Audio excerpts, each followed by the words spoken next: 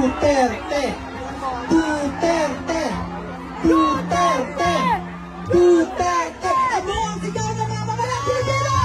Duterte! Duterte! Duterte! Duterte! Sir Bob! Sir Bob! Sir Ben! Sir Ben! Sir Ben! Sir Ben! Sir Ben, kitawag ka na dito. Kitawag ka na dito.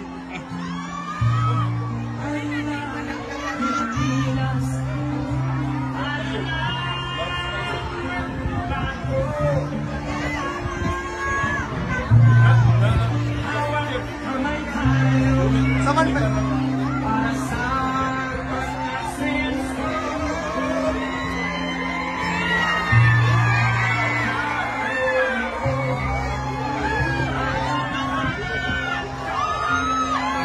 Ano ang sigaw ng mamamayang Pilipino? Duterte! Duterte! Duterte! Duterte!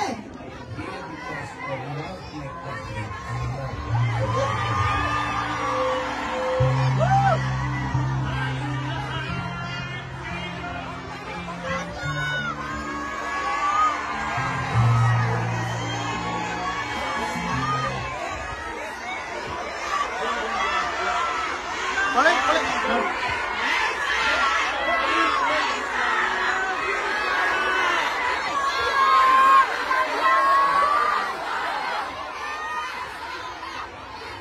Magandang hapon sa inyong lahat. Unahin po muna natin ang ating pagpapasalamat sa Diyos dahil sa magandang araw na ito at sa safe na pagbiyahe ninyong lahat papunta dito sa The Hague, Netherlands. At syempre, dahil bumiyahe kayo papunta dito, ay mag-ingat kayo sa biyahe ninyo pauwi lahat sa inyong mga tirahan mamayang hapon.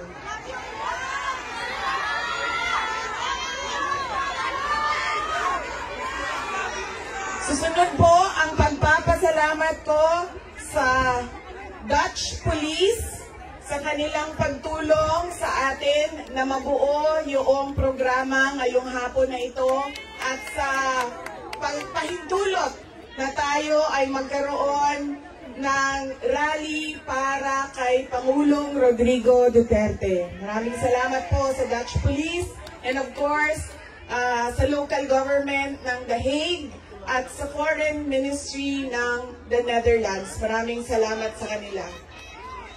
Ang susunod na pagpapasalamat po ay mula sa akin para sa ating mga organizers ngayong hapon na ito sa Executive Committee na nag-meeting araw-araw, iba't ibang time zone para pag-usapan kung paano natin maisagawa ang ating pagsuporta, pagpapakita ng suporta kay Pangulong Rodrigo Duterte na matiwasay at maayos ang ating pagsama-sama ngayong hapon na ito.